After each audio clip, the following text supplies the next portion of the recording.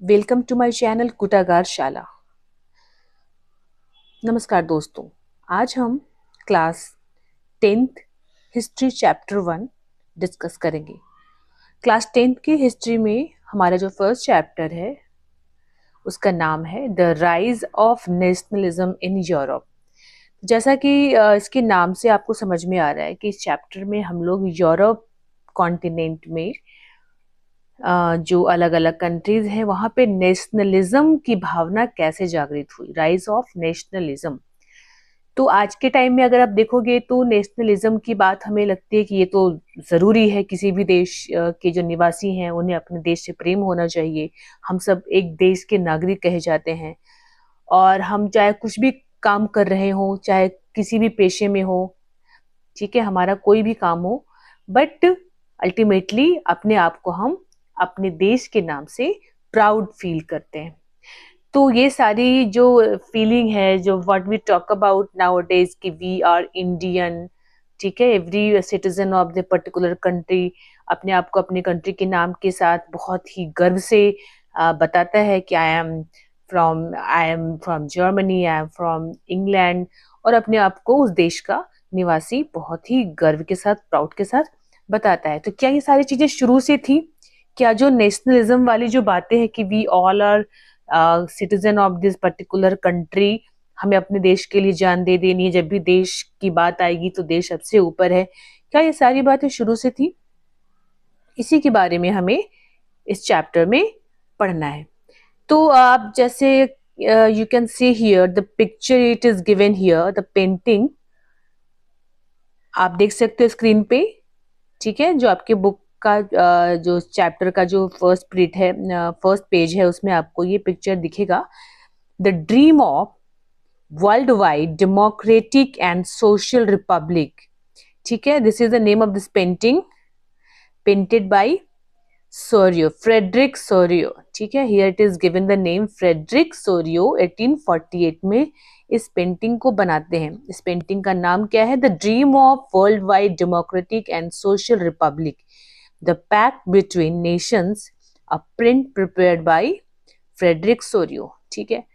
तो इस पेंटिंग का नाम है कि ड्रीम ऑफ, ए ड्रीम, एक सपना। एक जो फ्रेडरिक सोरियो जो है पेंटर, आर्टिस्ट, उन्होंने एक ड्रीम किया, ठीक है, एक सपना देखा। किस तरीके से यूरोप की जो सारी कंट्री है, अलग अलग कंट्री यूरोप के, even not only for Europe, USA भी इसमें है, आप देख सकते हो। तो यूएसए जो है वो एक डेमोक्रेटिक एंड सोशल रिपब्लिक के तौर पे यूनाइट करके दिखाया गया। Here it is given the picture, यहाँ आप देख सकते हैं। आप ये क्या है?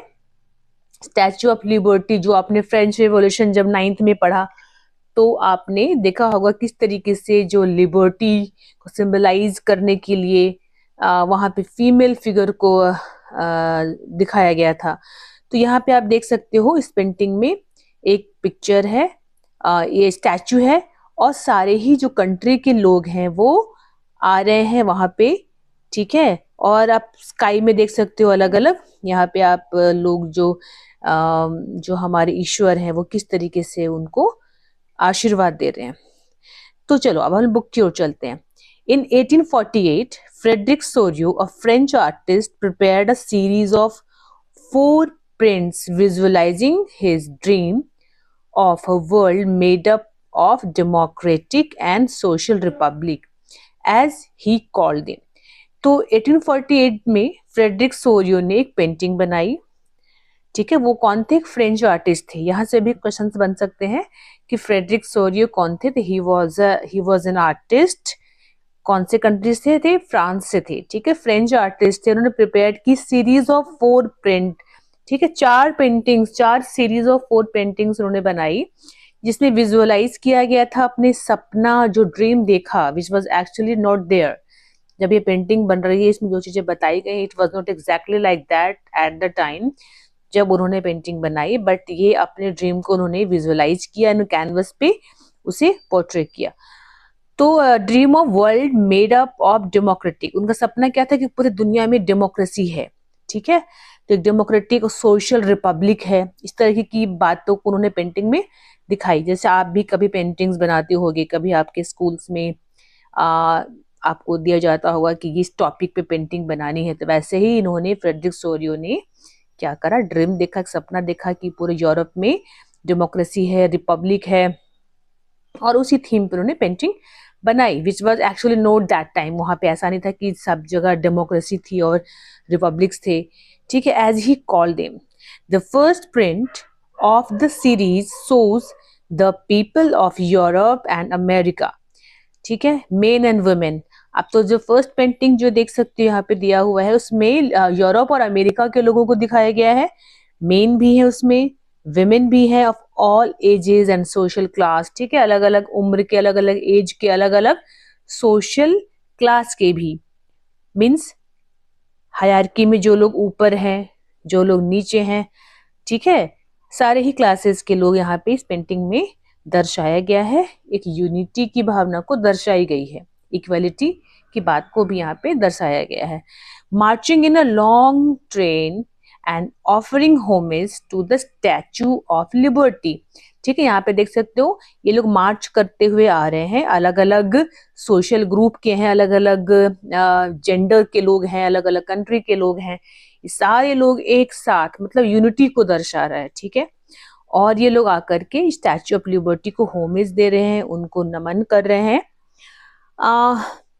Statue of liberty as they pass by it, as you would, okay, as you would recall. अब आपको याद आ रहा होगा, आपने 9th में फ्रेंच रिवॉल्यूशन पढ़ा, artist of the time of the French Revolution personified liberty of as a female figure, ठीक है।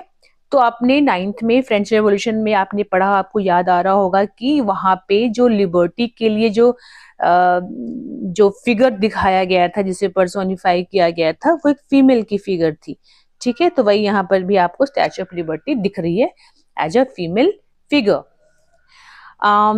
Here you can recognize the torch of enlightenment she bears in one hand and the charter of the rights of man in other।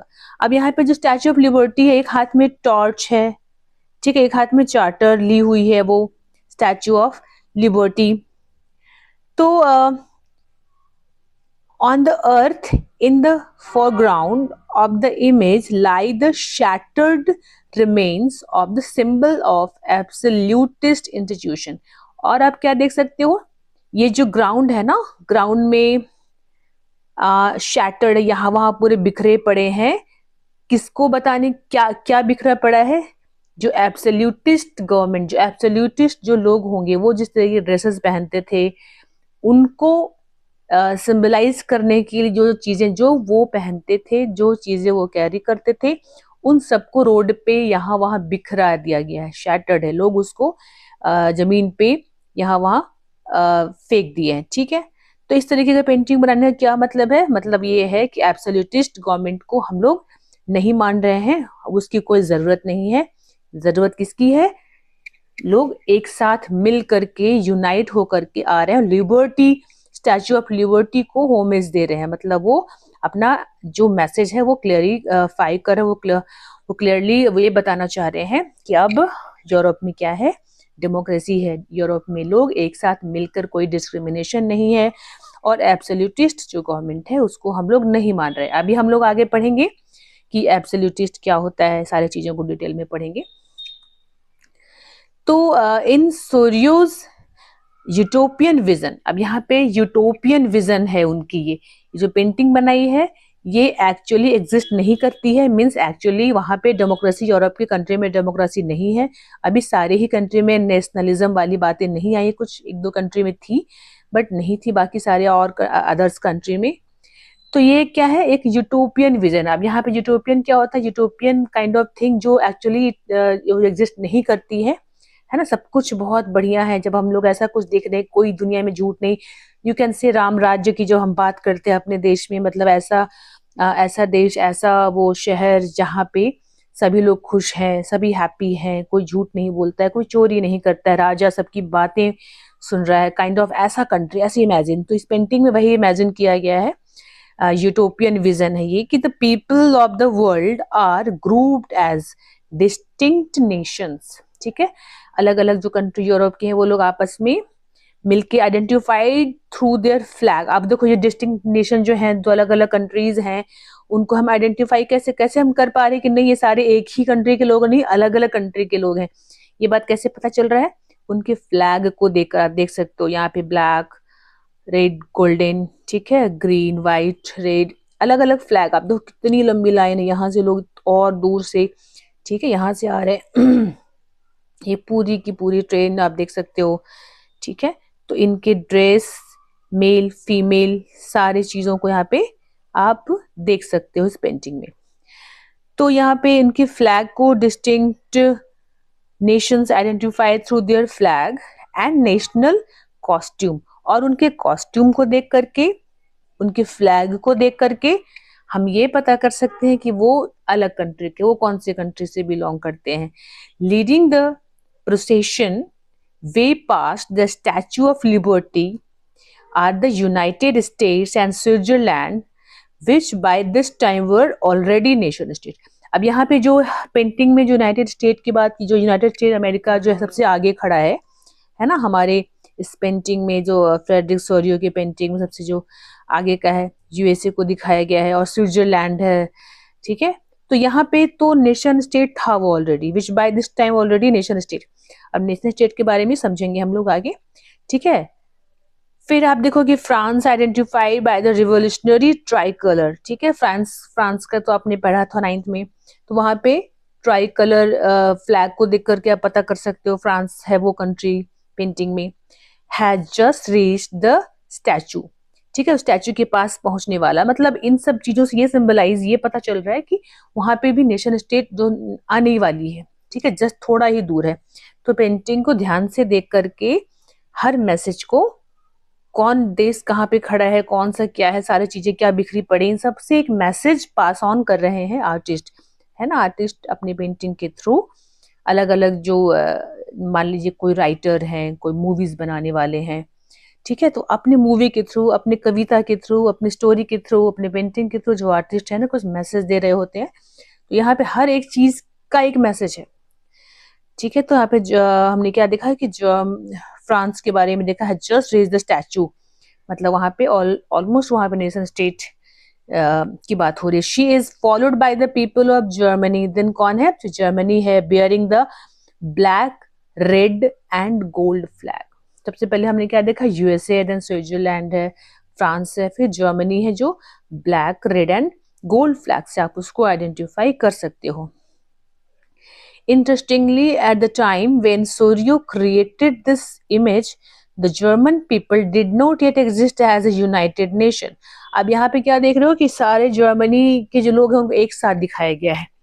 जो Germany के आसपास जो अलग अलग जो kingdom था सबको यूनाइट करके एक एज अ जर्मन पीपल यहाँ पे शो किया गया है। But it's very interesting to know कि इस समय तक जब ये पेंटिंग 1848 में बनाई गई थी, जर्मनी एक यूनाइट नेशन के तौर पे नहीं था, वहां पे अलग अलग किंगडम थे, ठीक है, अलग अलग जर्मन लैंग्वेज वाले भी उनके किंगडम थे।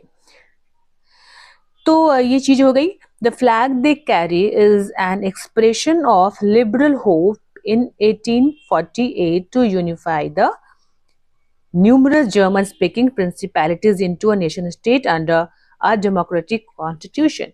अब यहाँ पे पेंटर ने क्या बात दिखाने की कोशिश की, फ्रेडरिक सोरियो ने, कि जर्मनी को यूनाइट नेशन के तौर पे सारे जर्मन स्पीकिंग जो है एक ही फ्लैग के अंडर में है, उनकी अपनी एक डेमोक्रेटिक कॉन्स्टिट्यूशन है, उसके साथ वो कंट्री को डिनोट कर रहे हैं। Following the German people are the people of Austria, the kingdom of the two Sicily. अब यहाँ पे हमने क्या देखा, जर्मनी है, पहले हमने क्या देखा, यूएसए, स्विट्जरलैंड, फ्रांस, फिर जर्मनी। अब जर्मनी के बाद उसके बाद लाइन में कौन खड़ा है, उसके बाद लाइन में आप देखोगे खड़ा है ऑस्ट्रिया, ठीक है। फिर the kingdom of two Sicilies, Lombardy है, पोलैंड है, England, Ireland, Hungary and Russia. ये सारे इस तरीके से इसी सीक्वेंस में वहां पे खड़े हैं। तो फ्रॉम द हेवन, अब हेवन से, स्वर्ग से, क्या आपने देखा यहाँ पे जो हेवन से है ना, अलग अलग जो गॉड हैं, गॉडेसेस हैं, जो फेरी हैं, वो लोग अपनी ब्लेसिंग्स दे रहे हैं। किन्हें दे रहे हैं, ये जो नेशन स्टेट के तौर पे जो चीजों को दिखाया गया है, दे आर, ठीक है, अपनी ब्लेसिंग्स उन लोगों को दे रहे हैं। तो यहाँ देखोगे आपकी from the haven above Christ, ठीक है, ऊपर में जो हेवन को दर्शाया गया है उसमें क्राइस्ट जो है, जीसस क्राइस्ट जो है, सेंट, अलग अलग जो साधु महात्मा जो है वहां के सेंट है, एंड एंजल्स जो है गेज अपॉन द सीन, वहां से देख रही है सारी चीजों को ऊपर से, है ना। They have been used by the artist to symbolize fraternity among the nation of the world। वो क्या दर्शा रही है, वो उस तरीके से पेंटिंग के थ्रू ये बताना चाह रहे हैं कि यहाँ पे नेशन स्टेट को वो फ्रेटर्निटी को ब्लेसिंग्स दे रहे हैं, सभी भाईचारा, सारे अलग अलग कंट्री के लोग, एक ही कंट्री के अलग अलग सोशल ग्रुप के लोग मिल के साथ एक साथ आ रहे हैं, मतलब वो फ्रेटर्निटी को, भाईचारे को दर्शा रहे हैं, ठीक है। अब थोड़ा सा हम यहाँ देखते हैं जो आपने पढ़ा एब्सोल्यूटिस्ट क्या होता है। एब्सोल्यूटिस्ट लिटरली अ गवर्नमेंट और system of rule that has no restraints on the power exercise. तो एब्सोल्यूटिस्ट एक ऐसा गवर्नमेंट है, लाइक आपने पढ़ा डेमोक्रेसी, मोनार्की, है ना, राजतंत्र होता है, मोनार्की का मतलब राजतंत्र हो गया, एब्सोल्यूट। देन डेमोक्रेसी आपने पढ़ा जहाँ पे पब्लिक को, आम जनता के हाथ में होता है, वो इलेक्शंस में वोट देने जाते हैं, अपनी पसंद की सरकार चुनते हैं, वो गवर्नमेंट को चेंज कर सकते हैं, ठीक है। अब यहाँ पे एब्सोल्यूटिस्ट क्या होता है, एब्सोल्यूटिस्ट भी मोनार्की का एक पार्ट हो गया, जहाँ पे जो राजा है उसके पास अल्टीमेट जो पावर होता है, एक्सट्रीम जो पावर, वो एब्सोल्यूटिस्ट गवर्नमेंट में कंप्लीट पावर राजा के पास होता है। राजा किसी से डिस्कस करे ना करे, ये अप टू हिम, वो कोई भी डिसीजन खुद से ले सकता है, सारा कंट्रोल जो है वो अपने हाथ में रखता है। तो वैसे गवर्नमेंट को, मतलब मोनार्की भी अलग अलग तरीके की हो सकती है। मोनार्की में अपने मंत्रियों के साथ डिसीजन डिस्कस किए जाते हैं, क्या सही है क्या गलत है, ठीक है। उनको बोला, राजा को कोई बोल सकता है, अलग अलग जो उनके कैबिनेट मंत्री के मेंबर्स होंगे। बट एब्सोल्यूटिस्ट में जो राजा है उसके पास अल्टीमेट पावर होता है, सारा पावर अपने कंट्रोल में राजा रखता है। तो ठीक है, लिटरली क्या हो गया, वैसा गवर्नमेंट और सिस्टम ऑफ रूल, वैसे उस तरीके का रूल हो गया जिसमें हैज नो रेस्ट्रेंट, कोई रोक टोक नहीं, कोई उसको कंट्रोल नहीं कर रहा है, किसी राजा को, ऑन द पावर एक्सरसाइज, जो पावर वो एक्सरसाइज कर रहा है, मतलब जो जिस तरीके से वो रूल कर रहा है कोई भी उसे कंट्रोल कर नहीं सकता, उस तरीके के गवर्नमेंट को बोला जाता है एब्सोल्यूटिस्ट। इन हिस्ट्री, अगर इतिहास की बात करें तो in history the term refers to a form of monarchial government. अगर हम ऐतिहासिक दृष्टि से देखें तो ये एक तरीके का मोनार्कियल गवर्नमेंट ही है, एक राजतंत्र का ही पार्ट है, that was centralised, militarised and repressive, ठीक है। इस तरीके का राजतंत्र, इस तरीके की मोनार्कियल गवर्नमेंट जिसमें जो क्या है, सेंट्रलाइज्ड पावर है, मतलब जो पूरा का पूरा जो उनकी जो बॉर्डर होगी, जहां से जहां उनका देश एग्जिस्ट करता होगा, उस देश का जो राजा है वो पूरे ही एरिया को सेंट्रलाइज तरीके से कंट्रोल कर रहा है। मीन्स जो हम बात करते हैं ना फेडरल सिस्टम की, पावर शेयरिंग की, जैसे कि आप देखोगे इंडिया में क्या है, सेंट्रल गवर्नमेंट है, स्टेट गवर्नमेंट है, लोकल गवर्नमेंट है, सभी अपने अपने लेवल पे गवर्न कर रहे होते हैं और आपस में मिलकर वो पूरे देश को चला रहे होते हैं। बट यहाँ पे जो एब्सोल्यूटिस्ट गवर्नमेंट है उसकी कोई जरूरत नहीं है कि वो किसी से कांटेक्ट करे, किसी से डिस्कस करे, ठीक है। वो जिसकी मर्जी में आएगा तो वो सारे रूल्स को इम्प्लीमेंट करेगा पूरे देश के लिए। तो सेंट्रलाइज होता है एब्सोल्यूटिस्ट गवर्नमेंट की, क्या क्या खासियत है, सेंट्रलाइज होंगे, मिलिट्रीज पावर होंगी जो सेंट्रलाइज तरीके से पूरे देश को कंट्रोल कर रही होगी, रिप्रेसिव होती है, लोगों को अपनी मर्जी के अकॉर्डिंग कोई भी कानून बनाना, तोड़ना, आम पब्लिक के अच्छे भले को ध्यान में रखे बिना वो डिसीजन लेते हैं, अगर राजा का जो मूड हुआ वो करते हैं, ठीक है। देन यूटोपियन क्या होता है, utopian a vision of a society that is so ideal that it is unlikely to actually exist, ठीक है। यूटोपियन वो चीज होती है, वो उसका मतलब वर्ड होता है कि वो आइडियल, एकदम दुनिया का सबसे बढ़िया देश, ठीक है, ऐसा प्लेस जो सब कुछ सही चल रहा है, सभी खुश हैं, कोई चोरी नहीं कर रहा है, कोई झूठ नहीं बोल रहा है, जो कि एक्चुअली एग्जिस्ट नहीं करती, ठीक। कहीं भी कोई भी देश, कोई भी कहीं भी आप जाओगे तो ऐसी कोई दुनिया का कोई पार्ट नहीं है जहाँ सभी कुछ सही चल रहा है, कुछ ना कुछ कम या ज्यादा आपको मिल सकता है, बट यूटोपियन एक्चुअली सपनों की दुनिया आप कह सकते हो which actually does not exist, जो कि पेंटिंग में दर्शाने की कोशिश की है किसने, फ्रेडरिक सोरियो ने, जिसमें सभी यूरोप के देश आपस में बहुत बढ़िया से मिलजुल करके जा रहे हैं, सोशली अलग अलग ग्रुप के लोग मिलकर रह रहे हैं, ठीक है। तो ये चीजें हुई। तो अभी तक हमने यहाँ तक पढ़ लिया। अब देखते हैं, this chapter will deal with many of the issues visualized by Sorrieu. अब इस पूरे चैप्टर में आपको इस सारे इश्यूज को पढ़ना है जो बताई गई है सोरियो की पेंटिंग में। During the 19th century, nationalism emerged as a force which brought about sweeping change in the political and mental world of Europe. तो ये जो 19th सेंचुरी का टाइम था ना, वो एक पॉलिटिकल टर्मोइल का टाइम हुआ था वो पूरे वर्ल्ड के लिए ही, और स्पेशली हम अब यूरोप की बात कर रहे हैं, तो यूरोप में भी एक ड्रास्टिक चेंज आता है पॉलिटिकल तौर पर भी और मेंटल तौर पे भी, ठीक है। लोगों के जो विचार हुआ करते थे काफी चेंज हुए, है ना, जो चलता आ रहा था, आपने पढ़ा फ्रेंच रेवोल्यूशन में 3 स्टेट में बटा हुआ था, सोशली किस तरीके से कैटेगराइज था, तो ये सारे चेंजेस आते हैं। 19th सेंचुरी का वो टाइम था जब ये सब बदलाव आ रहे हैं, लोगों के विचारधारा में चेंज आ रहा है, और पॉलिटिकली भी जो राजतंत्र एब्सोल्यूटिस्ट जो गवर्नमेंट से डेमोक्रेटिक गवर्नमेंट की ओर मूव कर रहे हैं कंट्री, ठीक है। नेशनलिज्म वाली बातें आ रही हैं, यूनाइट किए जा रहे हैं अलग अलग किंगडम को, तो ये सारा उथल पुथल सा मचा हुआ था पूरे के पूरे यूरोप में और भी यूएसए वगैरह में भी। The end result of the changes was the emergence of the nation state. अब ये जो हमने देखा कि जो चेंजेस आ रहे थे पॉलिटिकली एंड मेंटली, उसका जो रिजल्ट होता है, अल्टीमेटली जो रिजल्ट निकल कर आता है, वो आता है नेशन स्टेट के फॉर्म में, in place of the multinational dynastic empires of Europe में जो अलग अलग डायनेस्टी चल रही थी, छोटी छोटी बहुत ही small small small small areas के अलग अलग राजा हुआ करते थे, ठीक है। तो उन सबको मिलाया गया, उन सबको आपस में मिला करके एक देश के फॉर्म में उसको शेप दिया गया। तो ये जो हमने पढ़ा कि जो चेंजेस आ रहे थे 19th सेंचुरी में, उसका एंड रिजल्ट आया नेशन स्टेट के तौर पे। The concept and practices of a modern state in which a centralized power exercised sovereign control over a clearly defined territory had been developing over a long period of time in Europe. Europe में लंबे समय से जो सारी चीजें movement चल रही थी, उसका ये रिजल्ट बनकर आया था मॉडर्न स्टेट के तौर पे। तो मॉडर्न स्टेट क्या होता है? मॉडर्न स्टेट होता है एक क्लियरली डिफाइंड टेरिटरी है, ठीक है, उनका अपना एरिया, यहाँ से यहाँ तक ये पर्टिकुलर देश है, यहाँ से जर्मनी है, यहाँ से यहाँ तक फ्रांस है, यहाँ से यहाँ तक ये है, ऐसे आपको पता है क्लियरली डिफाइंड एक आपकी बाउंड्री है, टेरिटरी है, और उसका जो राजा है वो सेंट्रलाइज तौर पे, मतलब जो सेंटर में जो राजा है वही पूरे टेरिटरी का डिसीजन वो ले रहा है, ठीक है।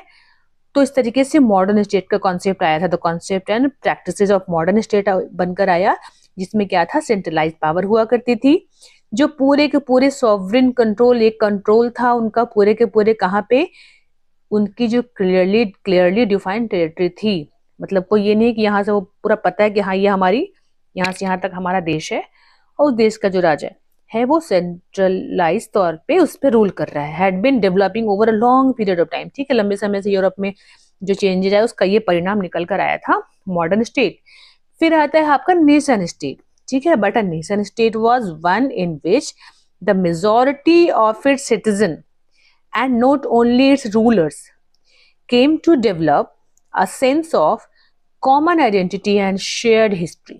तो नेशन स्टेट में क्या हो रहा है? नेशन स्टेट में जो पूरा का पूरा जो क्लियरली डिफाइंड टेरिटरी यहाँ पर भी है, उसमें क्या हो रहा है कि जो रूलर है, जो राजा है, प्लस और जो वहां रहने वाले लोग हैं, वो सब एक मेजोरिटी ग्रुप के साथ वो साथ में रह रहे हैं, वो आपस में एक हिस्ट्री शेयर कर रहे हैं, मीन्स उनका भी पास्ट, उनके भी जो पास्ट हैं वो सब आपस में कहीं ना कहीं कनेक्टेड है, ठीक है, सबका कहीं ना कहीं कॉमन एक इंटरेस्ट है, कॉमन शेयर्ड हिस्ट्री है। तो सिर्फ रूलर ही नहीं, वहां रहने वाले सारे लोग भी, वो मे भी अलग अलग कल्चर को थोड़ा बहुत चेंजेस होंगे, बट अल्टीमेटली वो एक साथ मिल करके उनकी हिस्ट्री, उनका पास्ट, उनका कल्चर कमोबेश एक है। तो सेंस ऑफ कॉमन आइडेंटिटी वो उनकी होती है। जैसे हम लोग अब इंडिया में रह रहे हैं, इंडिया में कुछ लोग नॉर्थ में अलग कल्चर को फॉलो कर रहे हैं, साउथ में अलग अलग खान पान है, बट कहीं ना कहीं हमारा पास्ट एक, हम सब फ्रीडम मूवमेंट के पार्ट थे, हमारे पहले जो हमारी एंशिएंट हिस्ट्री है हम सब उसके पार्ट है।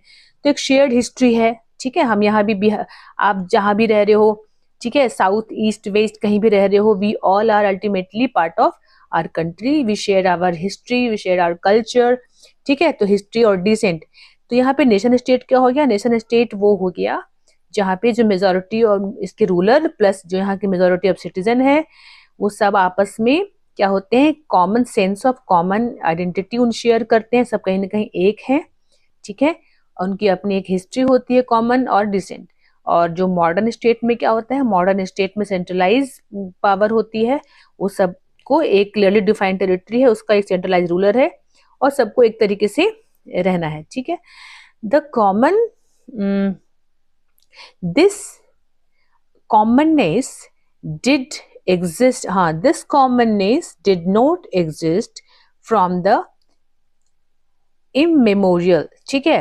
अब ये जो कॉमननेस की बात कर रही है, ऐसा नहीं कि शुरू से ऐसा ही था, यूरोप में शुरू से ऐसा ही था, ऐसी कोई बात नहीं है। एक टाइम था जब वहां अलग अलग किंगडम में डिवाइडेड थे, छोटे छोटे राज्यों में सारा कुछ बटा हुआ था, ठीक है। उनका अपना एरिया था, अपना कल्चर था, उनको कोई मतलब नहीं कि बाकी के लोग क्या कर रहे हैं, अपने एरिया में लोग कन्फाइंड तौर पे रहा करते थे। तो ये ऐसा नहीं कि शुरू से टाइम इमेमोरियल शुरू से ही चलता आ रहा था। It was forged through struggles, through the action of leaders and the common people। ये सारी चीजें आई समय के साथ, ये सारी चीजें लाई गई, काफी इसमें स्ट्रगल हुआ, मेहनत की गई, अलग अलग लीडर्स उभर कर आए जिन्होंने यूनाइट किया इसमें, ठीक है। जो बटे हुए सारे किंगडम थे उनको यूनाइट किया। तो ये सारी चीजें समय के साथ लाई गई, चेंजेस लाए गए। ऐसा नहीं था कि शुरू से सभी नेशन स्टेट के तौर पे या मॉडर्न स्टेट के तौर पे थे। तो this chapter will look at the diverse process, ठीक है, through which nation state and nationalism came into being in 19th century of Europe. अब इस चैप्टर में आपको डिटेल में ये सारी चीजें पढ़ने की, कैसे जो हमने बात की नेशन स्टेट आए वहां पे, ऐसा नहीं शुरू से नहीं था, वहां आया तो कैसे आया, कौन लेकर आया, ठीक है। इन्हीं सब चीजों के बारे में आपको पढ़ना है इस चैप्टर में, ठीक है। Which nation state and nationalism came into being in 19th century of Europe. Europe के 19th सेंचुरी में कैसे वहां पे नेशन स्टेट की बात हुई, ठीक है। ये सारी चीजें हमको पढ़ना है।